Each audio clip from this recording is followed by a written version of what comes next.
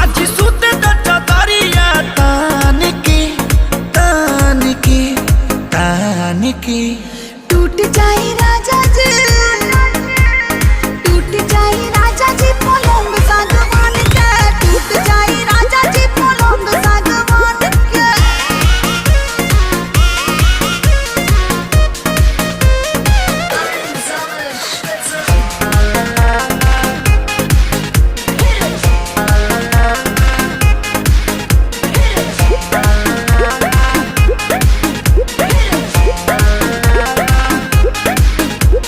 छुए द बदन की देखो न कटन की चादर बिछा देहनी।